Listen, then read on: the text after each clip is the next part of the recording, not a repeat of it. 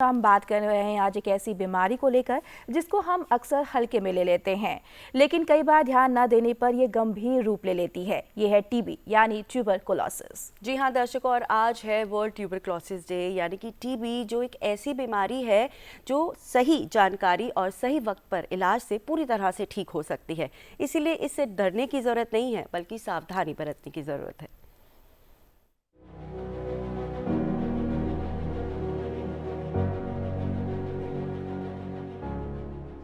हर साल 24 मार्च को दुनिया एक अहम बीमारी के खिलाफ जागरूकता फैलाने के लिए एकजुट होती है। ये दिन है विश्व क्षय रोग दिवस का। क्षय रोग यानी टीबी एक गंभीर लेकिन पूरी तरह इलाज योग्य बीमारी है। अगर समय पर पहचान और सही इलाज मिल जाए तो टीबी को हराया जा सकता है। वर्ल्ड टीबी डे जो है वो हर साल 24 मार्च को मनाया जाता है।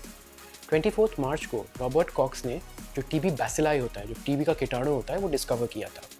और हर साल इसकी एक थीम सिलेक्ट की जाती है। इस साल की थीम है yes we can end TB, हम टीबी को खत्म कर सकते हैं। 1882 में डॉक्टर रॉबर्ट कोच ने माइक्रोबैक्टीरियम ट्यूबरकुलोसिस बैक्टीरिया की खोज की। तब से 144 साल बीत गए, लेकिन टीबी आज भी दुनिया की घातक संक्रामक बीमारी बनी हुई है। तो टीबी के पहले हम कहते थे सिर्फ खांसी है, बलगम है तो टीबी मानते थे, लेकिन अब देखा गया है टीबी के हमने 10 लक्षण बना दिए गए हैं। इसमें एक्स्ट्रा पल्मोनरी टीबी, जो फेफड़ों के बाहर की टीबी होता है, उसका भी सोचा गया है।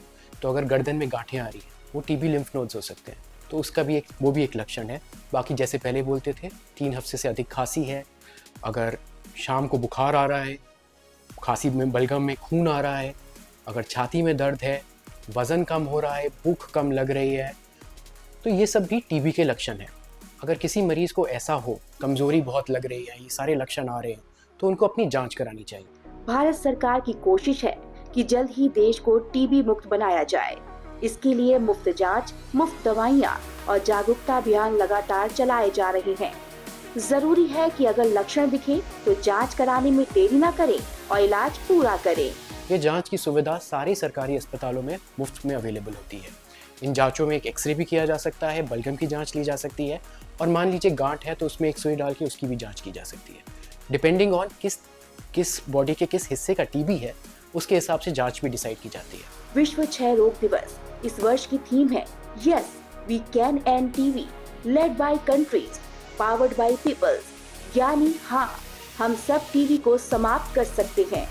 जी हाँ, टीबी से डरना नहीं, जागरूक रहना है और मिलकर इसे हराना है। टीबी को खत्म करना अब अपना सपना नहीं, हकीकत बन सकता है। सरकार बहुत टाइम से कोशिश कर रही है कि हम टीबी को खत्म कर दें इस देश से। उसके लिए कई चीज़ें हैं।